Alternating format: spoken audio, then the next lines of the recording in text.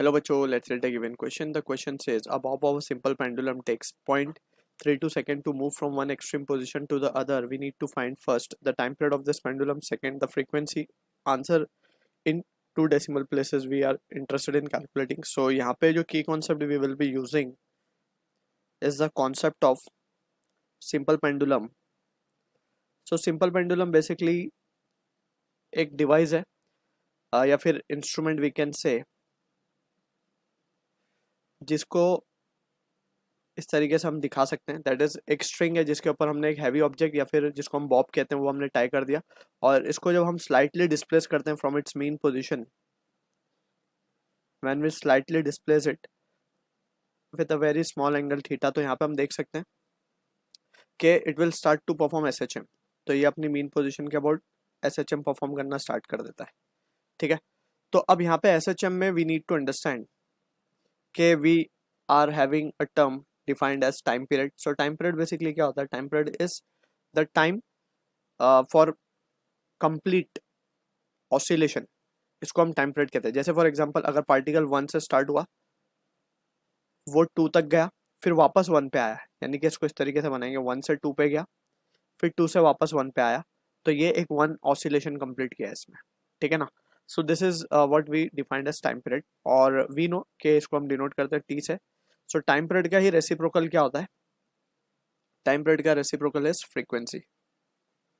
So this is what or how we defined as frequency. Frequency is number of repetition per second, right?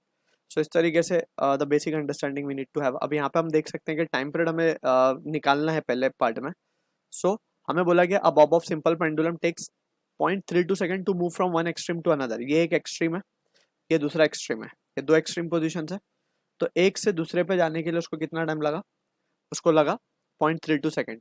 तो हमने जैसे यहाँ पे देखा कि टाइम पीरियड निकालने के लिए हमें इसको time period that is denoted with capital T, इसके लिए हमें इसको 2 से मल्टीप्लाई करना होगा।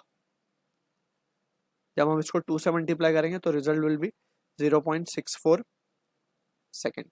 ठीक है, तो इतना टाइम जो लग रहा है उसको हम टाइम पीरियड बोलेंगे, क्योंकि ये एक एक्सट्रीम से दूसरे एक्सट्रीम पे गया। हम इसको ब्लैक कलर में अगर शो करें, so this is the time given as 0.32। अब वापस आने में भी उतना ही टाइम लगेगा इसको, 0.32 सेकेंड। ठीक है, सिंस यहाँ पे हम जो आइडियलिस्टिक केस कंसिडर कर रहे हैं, दैट इज के इसको सेम टाइम लगा है वापस आने में भी, तो this is what the value we can calculate. अब यहाँ पे सेकंड पार्ट हमें कैलकुलेट करना है up to 2 decimal places frequency, जिसको हम एन से डिनोट कर लेंगे या फिर एफ से भी कर सकते हैं। That will be 1/t।